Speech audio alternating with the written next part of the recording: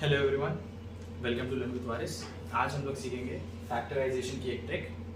पहले हम लोग इसे, ये क्वेश्चन है, पहले हम इसे ट्रेडिशनल मेथड से करेंगे, सिंथेटिक डिवीजन, जो कि है आम जिंदगी।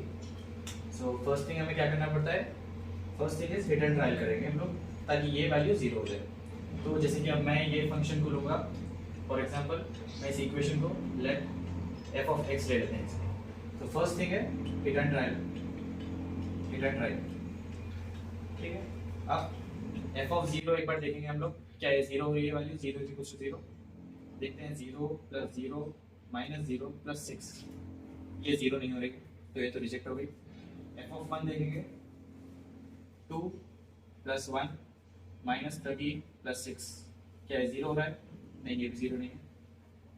एफ ऑफ माइनस वन देखेंगे, minus two plus one plus 13 plus six, ये भी जीरो नहीं होगा। अब एक बार हम लोग एफ ऑफ टू देख लेंगे। एफ ऑफ टू क्या होगा, 16 प्लस 4 माइनस 26 प्लस 6, ये देखिए ये 20, ये प्लस 6, 26 माइनस 26, तो ये हो गया जीरो। सो हमें एफ ऑफ टू मतलब x is equal to 2 is a solution, एक सोल्यूशन हमें मिल गया जनरल। सो अब हमें इसको क्या करना है, सिंथेटिक डिवीजन से करेंगे हम लोग। पहले हम लोग सिंथेटिक डिवीजन से करेंगे, उसके बाद ट्रिक देखेंगे। हमें मिला था F of two is equal to zero, मतलब x is equal to 2 is a solution. So अब हमें क्या करना है, यहाँ पर सारे कोएफिशिएंट्स लिख लेने हैं एक्स के। ये भी एक्स का कोएफिशिएंट नहीं आएगा क्योंकि ये एक्स पावर जीरो है, ठीक है। अब सारे कोएफिशिएंट्स लिख लेंगे हम लोग, 1 माइनस 13 और ये 6। फिर उसके बाद जो रूट है, मतलब ये जो सोल्यूशन है, इसे हम लोग इधर लिखेंगे।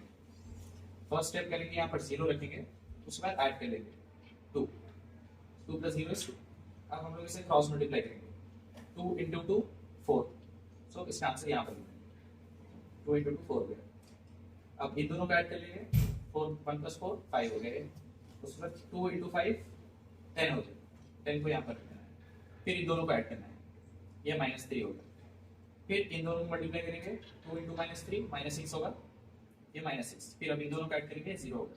ये अगर 0 आ जाएगा तो आपने सिंथेटिक डिवीजन करेक्ट किया। अब हमें इसको क्या करना है, एक हाईएस्ट पावर, ये यहाँ पर हाईएस्ट पावर 3 है, सो हमें इसकी एक पावर घटानी है और इसके साथ लिख देना है 2 5 -3। अब एक पावर घटा देंगे और लिख देंगे हम लोग x square plus 5x minus 3 x not is equal to 0। So ये हमको एक क्वाड्रेटिक मिल गई। सो अब हम इसको लिख सकते हैं, अब इस इक्वेशन को हम लोग इस तरीके से लिख सकते हैं। देखिए अब x इज इक्वल टू 2 हमें 0 दे रहा है और ये क्वाड्रेटिक इक्वेशन, सो हम लोग इसको ऐसे लिख सकते हैं, x माइनस टू हमें 0 दे रहा है और इस क्वाड्रेटिक को यहाँ पे लिख देंगे 2x square plus 5x minus 3 is equal to 0। So हम लोग ने इस इक्वेशन को इस फॉर्म में लिख दिया है। अब यहाँ से एक वैल्यू हो जाएगी x की, x इज इक्वल टू 2, और ये क्वाड्रेटिक है, क्वाड्रेटिक से दो वैल्यूज आ जाएंगी, x is equal to something and something. वो सॉल्व करना हमारा मोटिव नहीं है, हमें बस इसको रिड्यूस करना आना है। सो ये तो मेथड 1 था जो कि बहुत टफ है। अब हम लोग देखेंगे जो कि है वेरी लॉजिकल मेथड। अब हम लोग दूसरा मेथड देखेंगे जो कि है वेरी लॉजिकल मेथड। सो अब देखिए हमें फर्स्ट स्टेप क्या करना है, फर्स्ट स्टेप तो हिट एंड ट्राई है, हिट एंड ट्राई। सो हमें पूरे x के वैल्यू सभी रखना है और चेक करना है।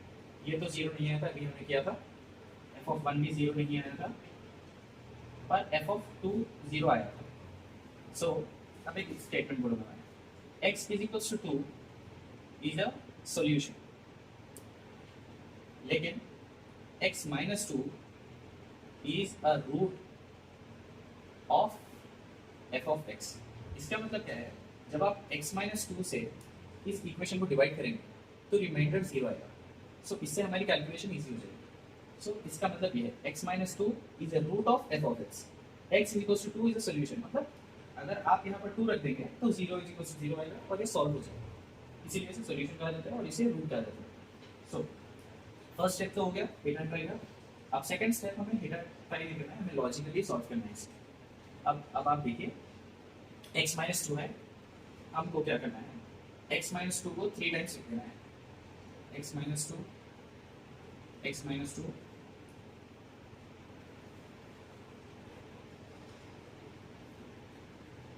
x minus 2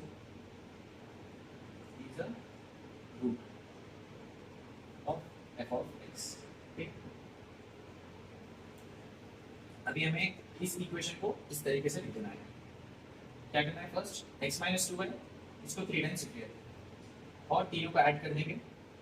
और कैच ये है कि हमें इसका कोएफिशिएंट गेस करना है। यहाँ पर कोएफिशिएंट आएगा इसका, इसका भी कोएफिशिएंट आएगा और यहाँ पर भी कोएफिशिएंट आएगा। सो कोएफिशिएंट गेस क्या करना है, अब देखिए हमको चाहिए क्या, 2x² चाहिए। सो यहाँ पर मैं क्या रखूँ ताकि ये मल्टीप्लाई हो जाए x के साथ और 2x² निकल जाए। सो फर्स्ट आपको बताता हूँ, अगर हम लोग इधर 2x² लिखेंगे तो ये मल्टीप्लाई होकर क्या बन जाएगा, 2x³ बन जाएगा। सो इसका मल्टीप्लिकेशन यहाँ पर लिख लेंगे हम लोग, ये 2x³ बन गया। सो फर्स्ट थिंग तो हो गई, हमें ये मिलना था 2x³ बन गया, पर एक्स्ट्रा हमें कुछ और भी मिल गया। ठीक है, जब इसको हम इससे मल्टीप्लाई करेंगे तो क्या हो जाएगा, -4x²। -4x² हमें एक्स्ट्रा मिल गया, ये तो कंप्लीट हो गया, हमें यही चाहिए था, ये तो हो गया। अब इसके ऊपर फोकस करना है, हमको क्या चाहिए, x² चाहिए, पर हमारे पास क्या है, -4x² है। सो अब मैं इसके अंदर क्या ऐड करूं ताकि ये x² बन जाए। सोचिएगा, अगर मैं इसमें 5x² ऐड करूंगा इस चीज के अंदर तो ये x² बन जाएगा और हमें x² ही चाहिए। सो मैं यहाँ पर लिख दूंगा +5x, ताकि ये जब मल्टीप्लाई हो ये क्या हो जाएगा, +5x²। देखिएगा, अब इसको देखिएगा, 2x² तो बन गया हम यहाँ से, -4x² एक्स्ट्रा आया था, यहाँ से +5x² आ गया। सो अब इन दोनों को अगर आप देखेंगे तो ये हमें आउटपुट दे रहे हैं x², जो कि हमें चाहिए था। सो ये सेकंड वाला भी मिल गया हमें, लेकिन यहाँ से कुछ और एक्स्ट्रा भी मिलेगा हमको। अब इन दोनों को मल्टीप्लाई करिए, 5x - 2 तो ये -10x हो जाएगा। पर हमको क्या चाहिए, आप अगर इधर गौर करेंगे, -13x चाहिए। तो हम लोग इसके अंदर क्या ऐड करें ताकि ये -13x हो जाए। सो हमको -3x अगर हम इन दोनों को ऐड कर देंगे, -13x आ जाएगा। इसका मतलब -3x हमें चाहिए, -3x एक्स्ट्रा चाहिए, क्योंकि यहाँ पर ऑलरेडी -10x है हमारे पास। सो अब हम लोग -3x लाने के लिए यहाँ पर लिख देंगे -3, ताकि ये दोनों मल्टीप्लाई होकर -3x दें। ये हमको देगा -3x। सो अब आप देखिए, अब यहाँ से हम लोग सब मल्टीप्लाई करते हुए जा रहे हैं, हमको फर्स्ट कोएफिशिएंट मल्टीप्लाई करने पर ये वैल्यू मिली, ये दो, फिर सेकंड वाले कोएफिशिएंट को मल्टीप्लाई करने पर ये दो वैल्यूज मिले, थर्ड वाले को मल्टीप्लाई करने पर भी दो वैल्यूज मिलेंगे। अब आप देखिए -3x + 6 मिलेगा। अब आप लोग इसको कैलकुलेट करके देखिए, ये इक्वेशन और ये इक्वेशन बराबर है।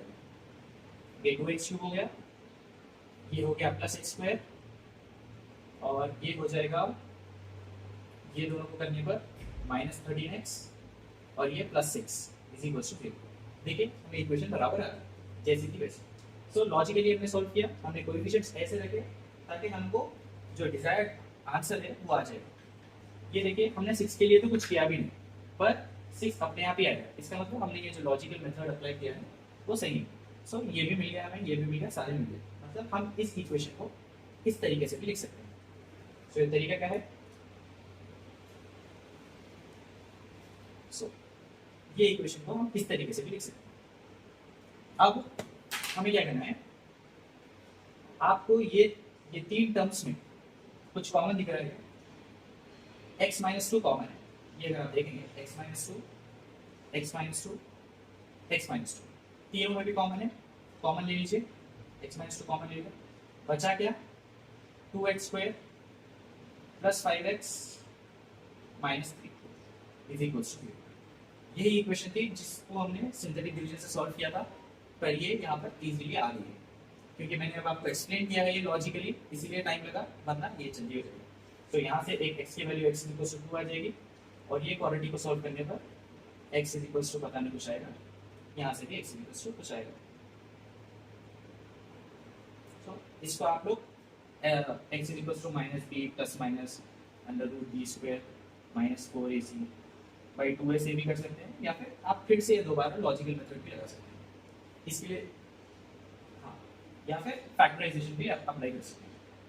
अब हम लोग एक और क्वेश्चन सॉल्व कर लेंगे जिससे हमारी प्रैक्टिस हो जाएगी।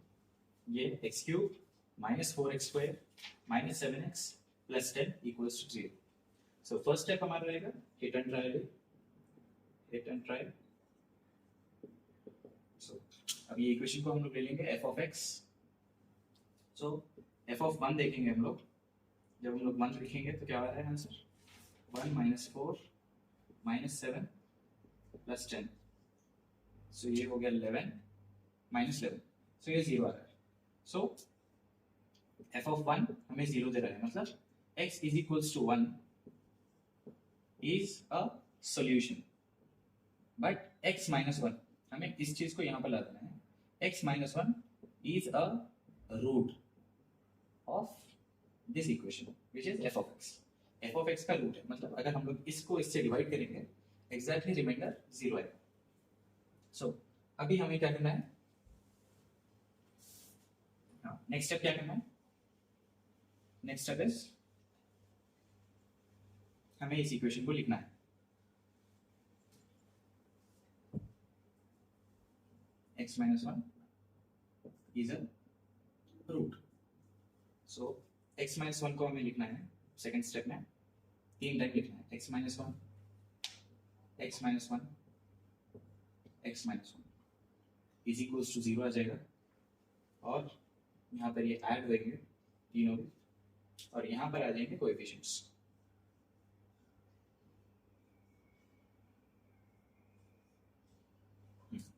सो अभी हम इस इक्वेशन को इस तरीके से लिखना चाह रहे हैं, और x माइनस 1 3 टाइम्स क्यों लिखा, क्योंकि x minus 1 is a root. ठीक है, अब कोएफिशिएंट्स गेस करना है। सो कोएफिशिएंट कैसा गेस होंगे, फर्स्ट थिंग क्या चाहिए हमको, x क्यूब चाहिए। सो मैं यहाँ पर क्या रखूँ ताकि ये यहाँ पर x क्यूब आ जाए। अगर मैं यहाँ पर x स्क्वायर लिखूंगा, सो ये इससे मल्टीप्लाई होकर क्या मिल जाएगा मुझे, x cube minus x square. So x cube तो मिल गया हमें, सो x क्यूब का तो हो गया। अब नेक्स्ट टाइम क्या चाहिए हमें, माइनस 4x स्क्वायर। हमारे पास ऑलरेडी माइनस एक्स स्क्वायर है, यहाँ से जब हमने इससे इसको मल्टीप्लाई किया माइनस एक्स स्क्वायर हमें मिल गया था। सो ये टर्म तो हो गई हमें, लेकिन यहाँ पर ये एक्स्ट्रा मिला। सो इसमें क्या ऐड करें ताकि माइनस 4x स्क्वायर हो जाए। अगर हम लोग माइनस एक्स स्क्वायर में माइनस 3x स्क्वायर ऐड कर दें तो ये हो जाएगा माइनस 4x स्क्वायर, और हमें मिल जाएगा। सो अगर मैं यहाँ पर माइनस 3x लिखूं तो ये इससे मल्टीप्लाई होने पर क्या मिलेगा, minus 3x square. Minus 3x square मिल गया, प्लस 3x भी मिलेगा। अब आप लोग ये देखिए, ये दोनों टर्म्स मिलाकर ये माइनस के साथ है, सो ये दोनों टर्म्स हमें आउटपुट दे रहे हैं माइनस 4x स्क्वायर का। सो हमें ये टर्म भी मिल गई।